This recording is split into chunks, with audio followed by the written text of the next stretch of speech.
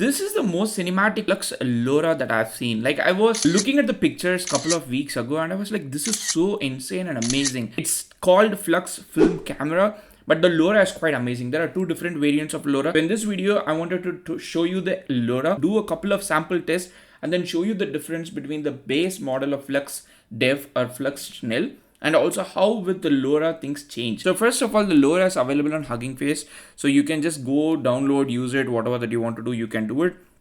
Couple of sample images, if you see, it's quite stunning. So this is an image from this LoRa, and the prompt for this image is analog photo in the style of, this is the LoRa keyword, the trigger one.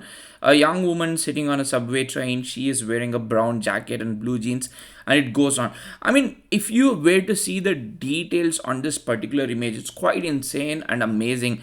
The filmy grain, like the noise, gives you like a real film camera, or like something like a Polaroid effect, and it's good. So this is another image. It is a woman wearing a yellow sundress, holding flowers and holding a straw hat from flying, blah blah blah. And there are a lot of other images. Look at this image. The skin texture is quite good. Like, it doesn't have the typical plasticky feeling that you would see typically on AI generated images. And if you were to see this man as well, like, again, another great image. So there are a couple of things that you can pay attention to, probably figure out this is AI generated image. But for a lot of people, this is quite hard to figure out whether this is AI generated or not. So how do we use it? We're going to first use this image. There are like a lot of different ways to use it. If you use Comfy UI, you can directly download the LoRa and start using it. There are two safe tensors file on this. One is a camera 1, the second is camera 2. So if you see camera 1 produces soft images, that tinted images that you see, that is camera 1. And camera 2 produces like HDR images, like very sharp, with better dynamic range. So if you love taking pictures with your HDR on your camera, and that is the kind of effect that you want, you should use camera 2 as a safe tensor when you apply LoRa. If you like tinted images, like quite soft, then you should use camera 1. So now the trigger word here is the analog photo in the style of EXPRDFLMEFCT. It's quite hard, but you're going to just copy paste it. So I'm going to use this on replicate, and you can see that I've got the first prompt as it is. If you were to see my settings, I'm using number of inference steps 28, guidance scale, the CFG one. I'm not sure how much the guidance scale helps here, but it is 3.5. The LoRa scale is one thing that will have a lot of impact. So it is 0.8. So for that, the same prompt, young woman sitting on a subtrain. So this is the image. We were trying to recreate the same image with this prompt, but this is the image that we got. So one thing that you might actually notice is that it's slightly different.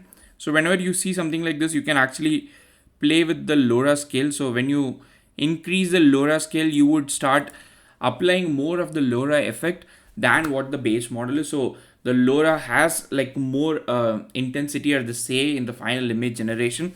This is especially useful if you were to use like a picture, a human LoRa, but here in this case, this is the style. As you can see, just by increasing the LoRa strength, we have got much better image, and the image is like quite good, I would say. So the next one is the same one, but instead of using camera 1, I use camera 2, and you can see that this image is quite like a high definition image, like it's like an HDR image.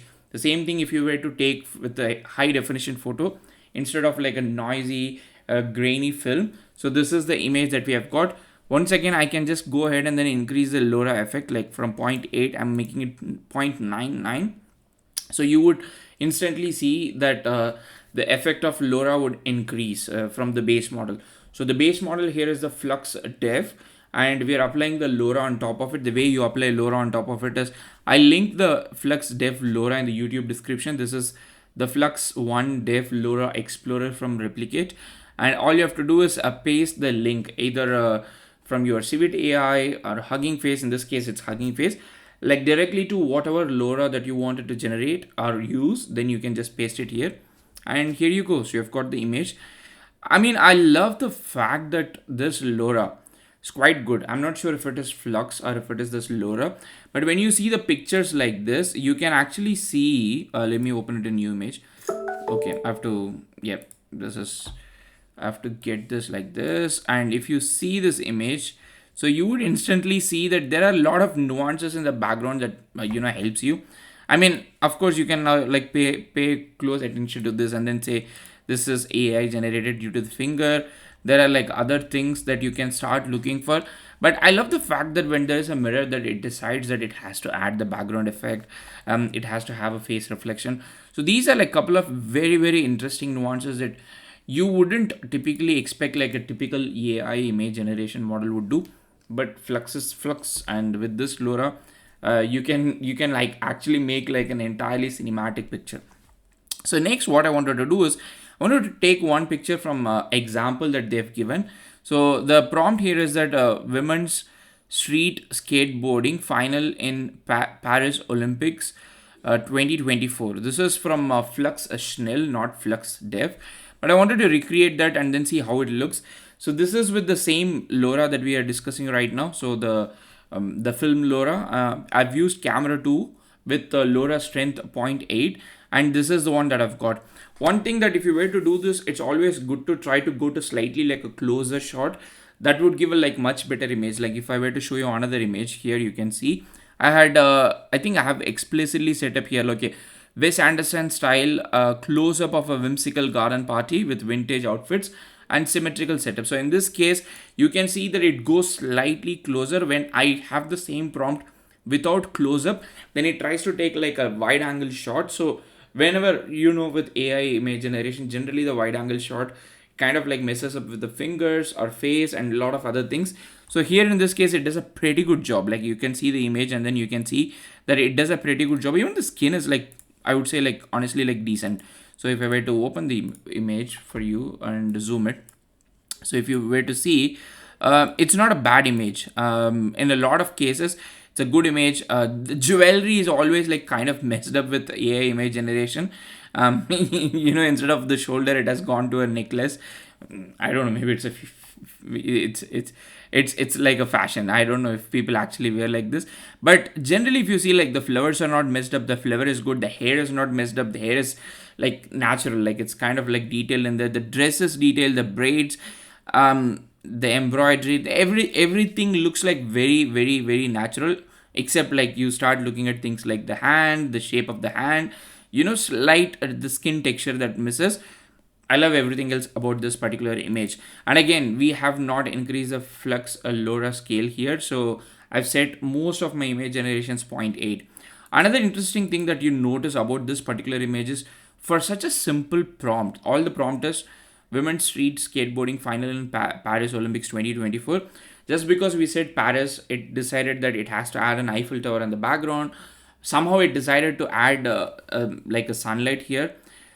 Again, like the thing that fascinates me most about Flux and also like LoRa's like this is if you notice that there is sun and it decided to add very good shadow. Like imagine like you've got the sun or what I think this is called a key light. My lighting skills are quite bad, but let's say like you've got a light here, like a key light, and the subject is here. The light falls on it, and then the shadow is like you can actually see, and the light is falling on it, and then there's a shadow, and you can see this here like pretty good. Like you've got like a bunch of humans sitting around.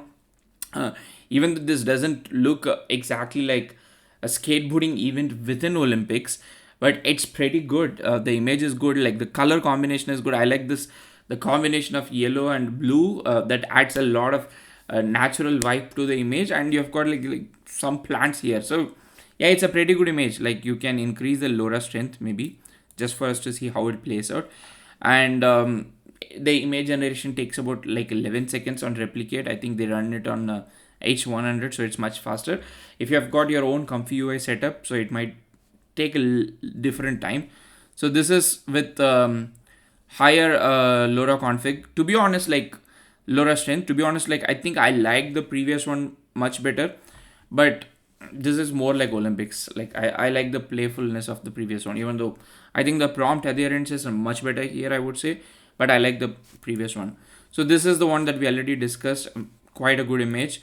The next one is, this is another prompt that I got, I think from either Stable Diffusion or the Flux World. The prompt is a very detailed prompt, like young woman with a long wavy brunette hair, rests her head on clasp hands, a lot of interesting details here. You can see like there is a pink lipstick there, and some of the pink lipstick also translates into the pink nail polish that you would see. And the bracelet is quite intact, the ring is quite intact, the eye is like not messed up. Usually, like if you see AI generated image, this is one thing that generally gets messed up. The hairstyle is good. I mean, honestly speaking, like there are a lot of great things to love about this particular image.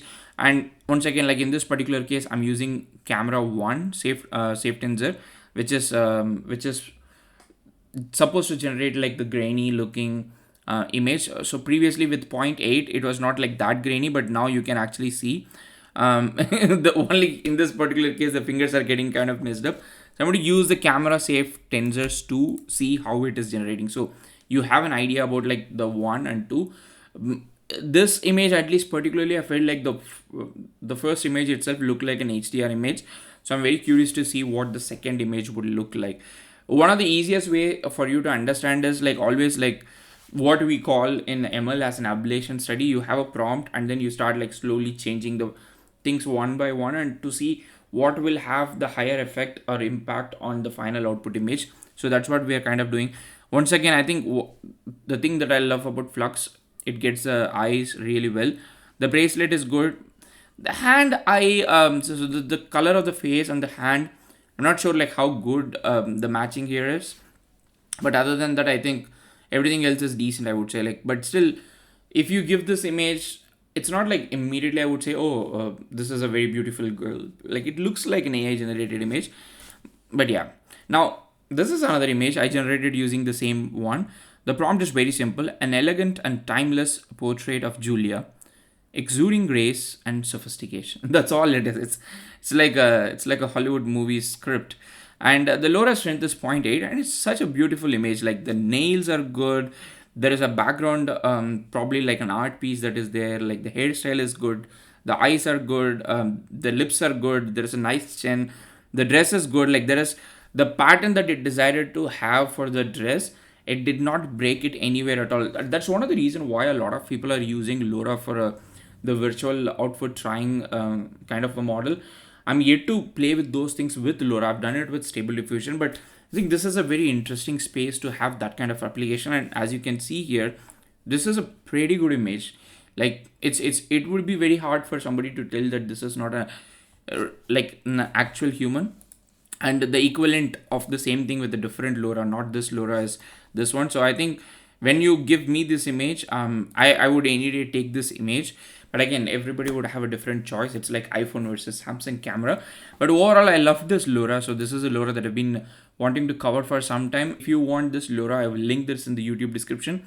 You can go download it, use it in any of your Flux workflow, whether it is Comfy UI or Replicate or File, wherever you want to try it out. Let me know what you feel about it.